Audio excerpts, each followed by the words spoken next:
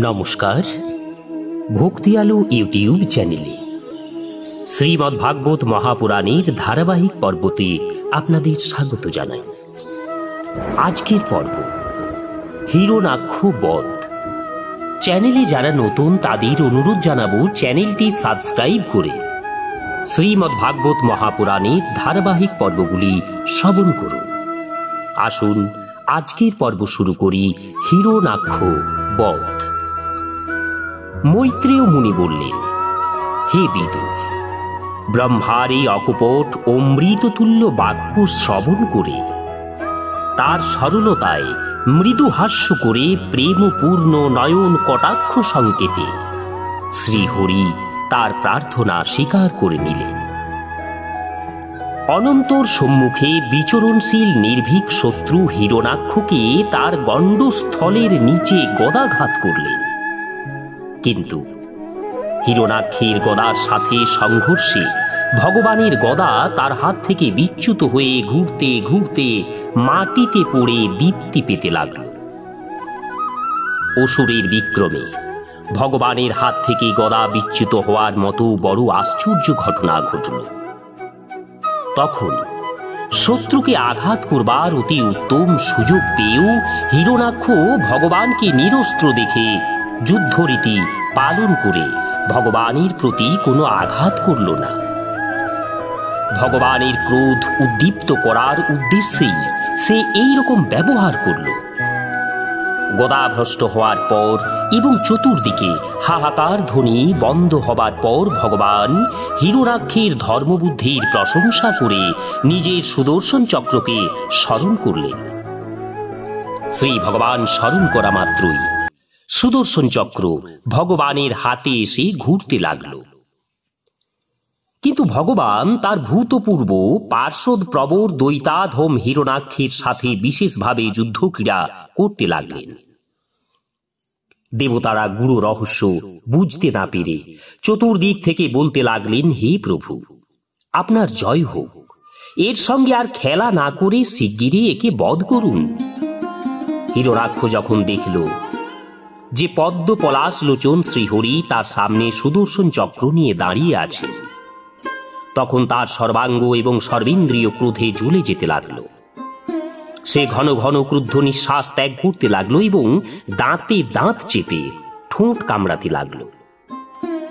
সেই সময় ওই বিকট দর্শন দ্বৈত তার ক্রুদ্ধ চোখ এমন ভয়ঙ্কর ভাবে ঘূর্ণিত করতে লাগলো যেন চোখের আগুনে ভগবানকে ভস্ম করে দেবে।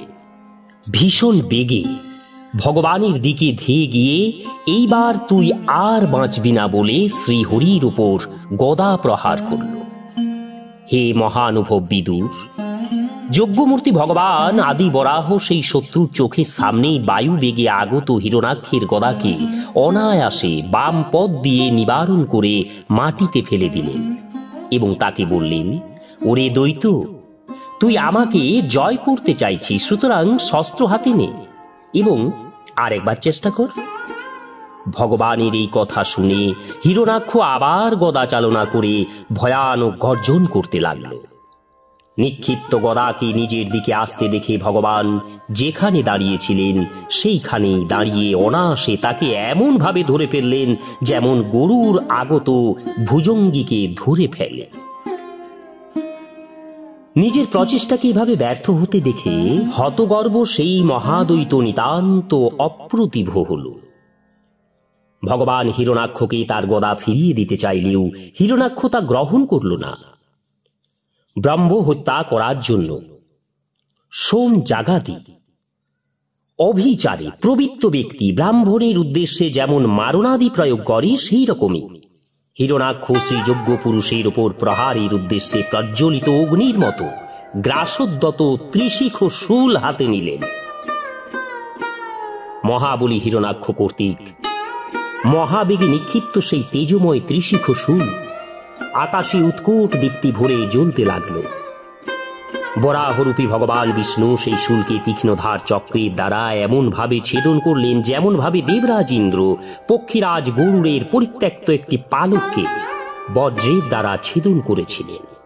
গরুর যখন নিজের মা বিনতাকে সর্পদের মাতা কদ্রুর দাসিত্ব থেকে মুক্ত করবার জন্য দেবতাদের কাছ থেকে অমৃত ভাণ্ড হরণ করেছিলেন, তখন ইন্দ্র গরুরের উপর নিজের বর্জ্য নিক্ষেপ করেন।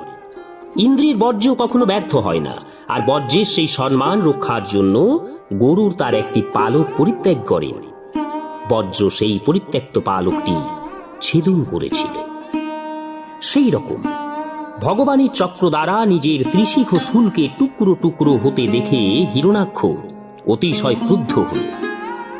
সে গর্জন করতে করতে এগিয়ে এসে ভগবানের শ্রীবৎস লাঞ্ছিত বক্ষের উপর কঠোর মুষ্ঠাঘাত করল এবং গর্জন করতে করতে অন্তর্হিত হল। হে বিদুর, হাতির উপর পুষ্পমাল্য প্রহার করলে হাতির যেমন কোনো বিক্ষেপই হয় না, মুষ্ঠাঘাতের কালে বরাহমূর্তি ভগবানেরও সেই রকম সামান্যতম কল্পনাদি প্রতিক্রিয়াও হল না। তখন সেই মহা মায়াবী দ্বৈত মায়াপতি শ্রীহরির উপরে নানা প্রকার মায়া বিস্তার করতে লাগল। তা দেখে লোক সকল ভীত হয়ে মনে মনে ভাবতে লাগলো যে সংসারের প্রলয়কাল বুঝিবা উপস্থিত। গগনমণ্ডলে প্রচণ্ড বায়ুর দ্বারা ধুলো উড়িয়ে অন্ধকার সৃষ্টি করল।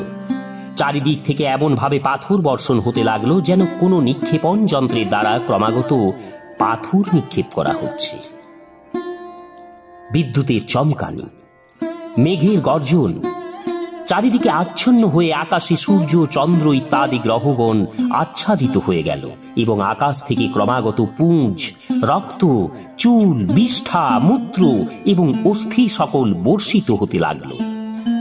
হে বিদুর, পাহাড়গুলি যেন শস্ত্র এবং অস্ত্র বর্ষণ করছে এরকম মনে হতে লাগল। বিবস্ত্রা আলুলায়িত কেশা কতকগুলি রাক্ষসী যেন ত্রিশূল হাতে নিয়ে ইতস্তত বিচরণ করছে বলে মনে হচ্ছিল। বহু বহু পদাতি, অশ্বারোহী, রথী এবং হস্তিদের উপরে উপবিষ্ট সৈন্যদের সঙ্গে যক্ষ রক্ষগণ মার মার, কাট কাট এইরকম হিংসাত্মক কঠোর বাক্যে গর্জন করতে লাগলো। দ্বৈতের প্রকটিত সেই সব আসুরী মায়াজালকে বিনাশের জন্য যজ্ঞমূর্তি ভগবান বরাহদেব তার প্রিয় সুদর্শন অস্ত্র প্রয়োগ করলেন। এদিকে সেই সময় স্বামী কশ্যপের সেই আদেশ বাক্য, তোমার পুত্রদ্বয়কে ভগবান বিনাশ করবেন, স্মরণ হওয়াতে সহসা দিতির হৃদকম্প হতে লাগল এবং তার স্তন যুগল থেকে রক্ত খরিত হতে লাগল। নিজের মায়াজাল চূর্ণ হতে দেখে হিরণাক্ষ আবার দ্রুত বেগে বরাহদেবের কাছে এসে তাকে বাহু বেষ্টনে নিপীড়ন করার উদ্দেশ্যে জড়িয়ে ধরল, কিন্তু অবাক হয়ে দেখল যে শ্রীহরি তো বাইরেই দাঁড়িয়ে আছেন। দ্বৈত তখন বজ্র দৃঢ় মুষ্টিতে ভগবানকে আঘাত করতে লাগল। তখন ইন্দ্র যেভাবে বৃত্তাসুরকে বজ্রধারা প্রহার করেছিলেন সেইভাবে ভগবান সেই দ্বৈতের কর্ণমূলে হস্ত প্রহার করলেন। জগৎ স্রষ্টা ভগবান শ্রীহরি যদিও অত্যন্ত অবহেলার সাথে দ্বৈতকে আঘাত করলেন, তবু সেই আঘাতে হিরণাক্ষের শরীর ঘূর্ণিত, নেত্র বহির্গত এবং হাত ও পা কেশরাশি বিধ্বস্ত হয়ে গেল। দ্বৈত তখন বায়ুবেগে ঝড়ে উৎপাটিত বিশাল বৃক্ষের মতো মাটিতে আছড়ে পড়ল। হিরণাক্ষের তেজ কিন্তু তখনও পূর্ণভাবে বিদ্যমান। সেই বিকট দর্শন দ্বৈতের অধর দংশনরত ভূতল পতন অবস্থা দেখবার জন্য সমাগত ব্রহ্মাদি দেবতাগণ তার দুর্লভ সৌভাগ্যের প্রশংসা করে বলতে লাগলেন, আহা আহা হা হা, এইরকম দুর্লভ মৃত্যু কেই বা লাভ করতে পারে। যোগীগণ নশ্বর লিঙ্গ শরীর থেকে মুক্তি কামনায় নির্জনের সমাধি যোগ দ্বারা যার ধ্যান করেন, তারই পদাঘাতে তার শ্রীমুখ দর্শন করতে করতে সেই দ্বৈতরাজ দেহত্যাগ করল। এই হিরণাক্ষ এবং হিরণ্যকশিপু ভগবান শ্রী হরিরই পার্শ্ব, এরা শাপগ্রস্ত হয়ে এই অধোগতি পেয়েছে। কয়েক জন্ম পরে এরা আবার নিজ স্থানে ফিরে যাবে। দেবতারা বলতে লাগলেন, হে প্রভু, আপনাকে বারবার নমস্কার। আপনি সমস্ত যজ্ঞ বিস্তার করেছেন, জগৎ পালনের জন্য বিশুদ্ধ সত্যমূর্তি ধারণ করে থাকেন। বড় আনন্দের বিষয় যে জগৎ পীড়ক এই মহাদ্বৈত বিনষ্ট হয়েছে। আপনার শ্রীচরণে ভক্তিবশত আমরা পরম শান্তি লাভ করলাম। মৈত্রেয় ঋষি বললেন, হে বিদুর, এইভাবে মহাপরাক্রমশালী হিরণাক্ষকে বধ করে ভগবান আদি বরাহ তার অখণ্ড আনন্দময় পরম ধামে চলে গেলেন। অবতার মূর্তি গ্রহণ করে ভগবান যেসব লীলা করেন এবং যেভাবে তিনি ভীষণ যুদ্ধে খেলনার মতো মহাপরাক্রমশালী হিরণাক্ষকে বধ করেছেন, হে বন্ধু বিদুর, সেই সব কাহিনী গুরুমুখে আমি যেমন শ্রবণ করেছি তোমার কাছে সেইভাবেই বর্ণনা করলাম। সুত বললেন, হে সৌনক, মৈত্রেয় মুনির মুখে ভগবানের এই লীলাচরিত শ্রবণ করে বিদুরের মধ্যে বড় আনন্দ হল। বিপুল কীর্তি এবং পুণ্য শ্লোক অনন্যা সাধুদের চরিত্র কথা শ্রবণ করেই যখন কত আনন্দ হয়, তখন শ্রীবৎসধারী ভগবানের ললিত লীলা কাহিনীর তো কথাই নেই।